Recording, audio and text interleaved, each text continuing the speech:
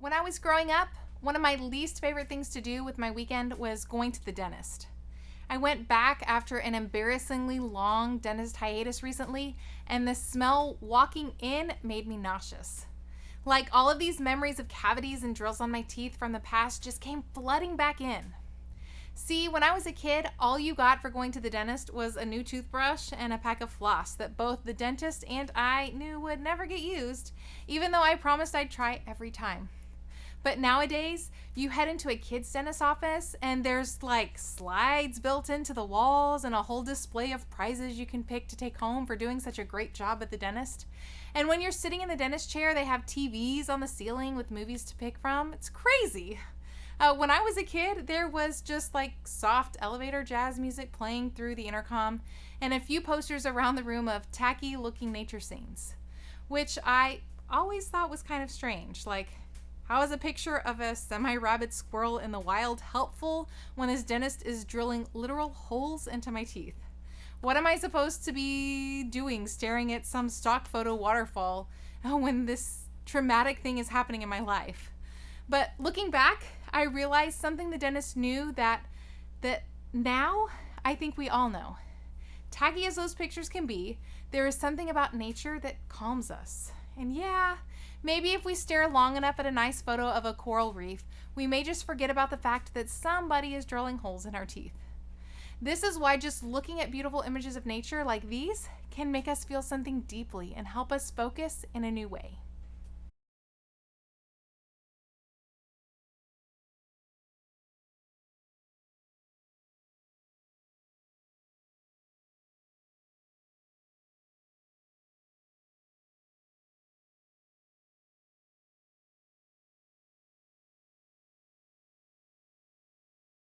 And all the more when we're actually in nature, experiencing it for real. And that isn't just true in a national park or at the beach. Sometimes just stopping long enough to notice a flower growing up in the cracks of a sidewalk is enough to make our day and change our moods for the better, right?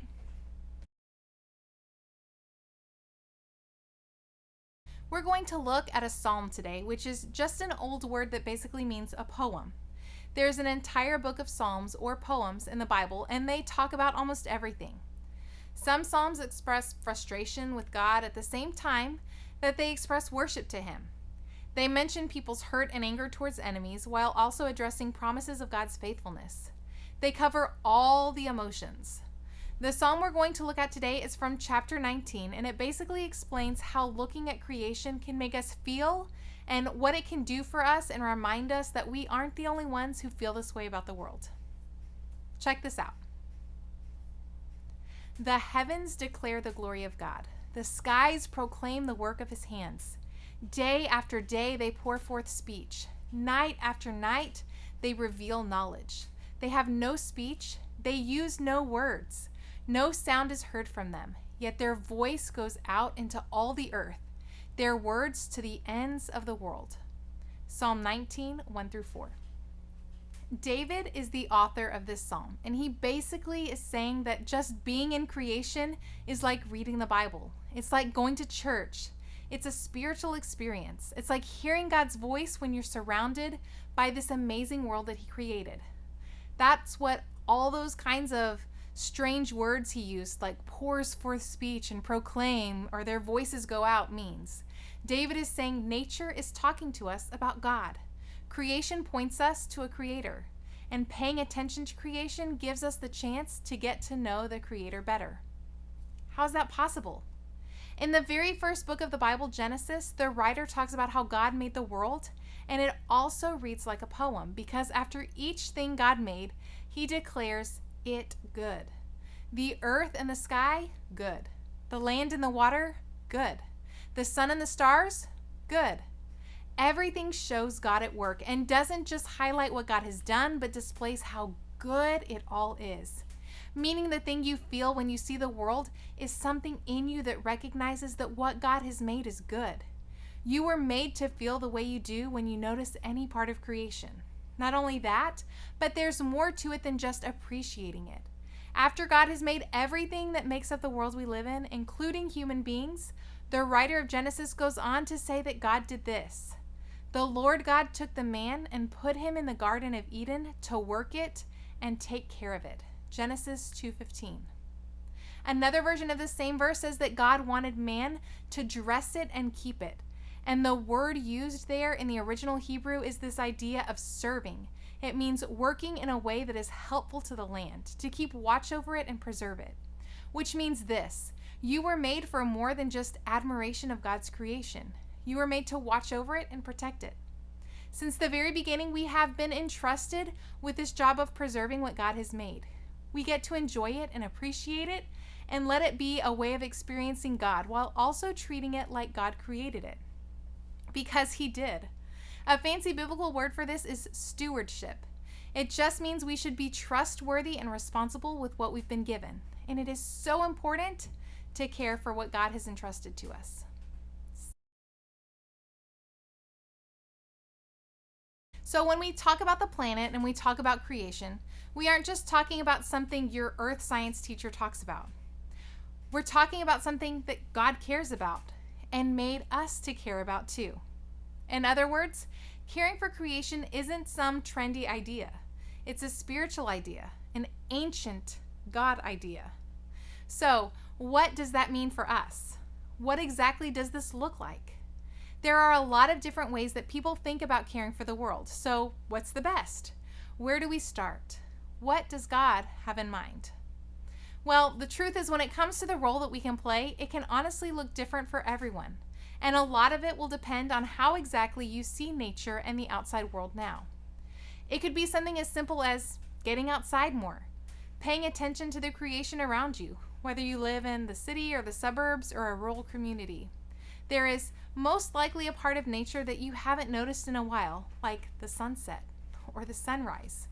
Stop and notice the ways creation point to the Creator. What about God do you notice in the world around you? How do the heavens declare the glory of God, like the Psalm says? Or maybe another way to say it, how does creation around you show you how amazing God is in your world? Take one step toward being more responsible with what has been entrusted to you.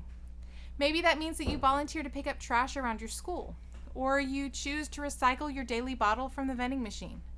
Maybe this week it means helping clean up the land around the church. In other words, maybe your first step is treating the planet like God made it and you genuinely honor it. For some of you, you have cared so much about the planet for so long, you've been losing sleep because of your anxiety over it. For you, maybe you've got the protect and preserve part of the creation down, but you need to spend more time actually enjoying it, getting outside and experiencing what God has made, appreciating it as good, still being passionate about this cause, but not losing sight of the gift the planet can be for us. Remember that just like we need to treat the planet like God created it, you need to treat yourself like God created you and rest and breathe. Do your part, but don't feel pressured into thinking that taking care of the entire planet all depends on you. When it comes to caring for the place we live, the place that God made, everyone can and should do their part. But not everyone's part has to look the same. In fact, it should probably look different. Only you know what works for your life. But no matter what you decide to do, the point is the same: to treat the planet like God created it, because it is important to care for what God has entrusted to us. And when we remember the world around us was made with purpose and care, it will change the way we see and treat it. We begin to see the world around us exactly how God intended it, as the creation that points to the Creator. One of the things I love about getting together with you every week is that it reminds me how big God is. Every time we meet, I'm reminded that God is more interesting, more powerful, more creative, more able, and more loving than I can ever imagine. And that's what I hope happens in your groups this week. I hope that you use this as an opportunity to see God and the creation around you, and that you remind each other just how big and amazing and awe-inspiring God is. So this week, think of a way that you and your group can work together to encourage one another to care about creation in a way that honors God and honors this planet that God has made.